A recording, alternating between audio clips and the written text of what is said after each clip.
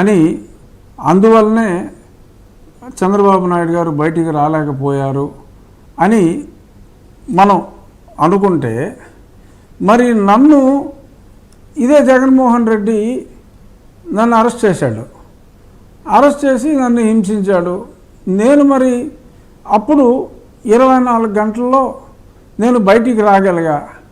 ఎలా బయటికి రాగలిగాను అంటే అప్పుడు కేంద్రం మరి నాకు సహకరించిందా?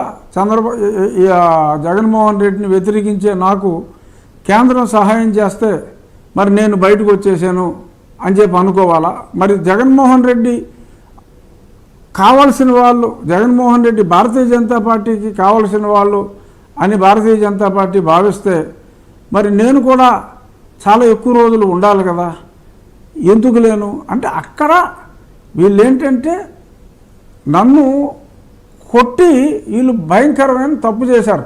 అంటే అతను ఏంటంటే ఆ క్షణంలో అతను క్రూరత్వం, నన్ను కొడితే నేను విలవిల్లాడితే చూడాలి అన్న అతని క్రూరత్వం వలన నాకు తగిలిన దెబ్బల్ని మిలిటరీ హాస్పిటల్ కన్ఫర్మ్ చేసినందువల్ల నేను బయటపడ్డా.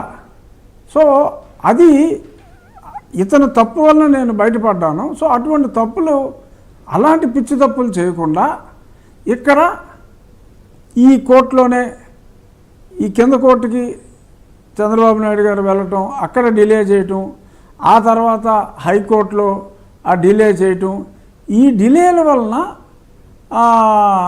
లేట్ అయింది.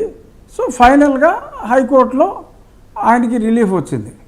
సో హైకోర్టులో మరి ఒక బెంచ్ రిలీఫ్ ఇవ్వలేదు, ఇంకో బెంచ్ రిలీఫ్ ఇచ్చింది. అంటే ఏంటి దాని అర్థం?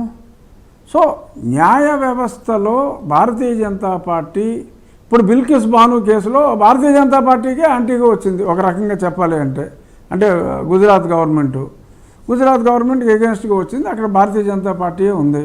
సో కాబట్టి ప్రజల్లో అప్రిహెన్షన్ ఉన్న మాట నిజం, కానీ అప్రిహెన్షన్ నిజం కాదు, అది కేవలం అప్రిహెన్షనే. సో కాబట్టి ఇటువంటి అనుమానాలన్నీ కూడా బాధ్యత నాయకుల మీద ఉంది. డెఫినెట్గా రేపు చంద్రబాబు నాయుడు గారు, పవన్ కళ్యాణ్ గారు ఇలాంటి పెద్ద నాయకులు వాళ్ళు